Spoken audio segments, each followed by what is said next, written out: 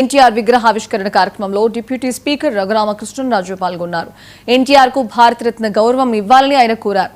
దేశంలో సంక్షేమ కార్యక్రమాలకు ఎన్టీఆర్ ఆద్యుడని కొనియాడారు. ఎన్టీఆర్ కు భారతరత్న ఇవ్వడం వల్ల తెలుగు వారికి, తెలుగు భాషకు గుర్తింపు దక్కుతోందని అన్నారు.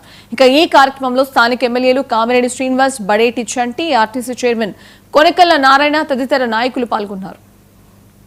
కార్యక్రమం శ్రీనివాస్ గారు నాకు 4 రోజుల క్రితం చెప్పారు. నేను ఇవాళ నైట్ విశాఖపట్నం రేపు కార్యక్రమం ఉంటే వెళ్ళాలంటే ఇక రాత్రి ఏదో రకంగా వెళ్తాను. ఎందుకంటే అంత గొప్ప వ్యక్తి నందమూరి తారక రామారావు గారు విగ్రహావిష్కరణ ఇక్కడ అంటే ఆయన వర్ధంతి సందర్భంగా కొద్ది గంటల ముందు ఆయన మహాభినిష్క్రమణం డేట్కి కొద్ది గంటల ముందు ఇక్కడ ఈ కార్యక్రమం చేపట్టడం చాలా అంటే అందులో పాల్గొగలగటం చాలా మంచి విశేషంగా భావించి తప్పకుండా ఈ కార్యక్రమంలో పాల్గొవాలి.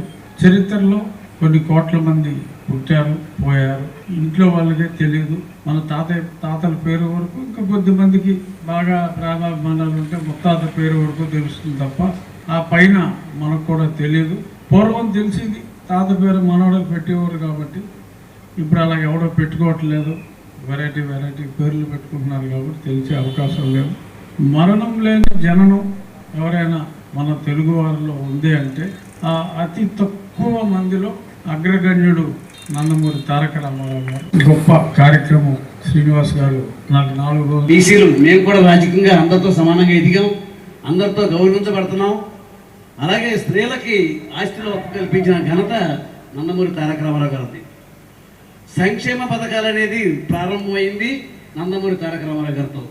ఇవాళ రోజున సంక్షేమ పథకాలకు ఎన్ని పేర్లు పెట్టినా కూడా వీటిని ప్రారంభించింది మాత్రం కూడు గుడ్డ నేడ అనే దాంతో రామారావు గారు పేదవారి యొక్క సంక్షేమం గురించి పోరాడారు.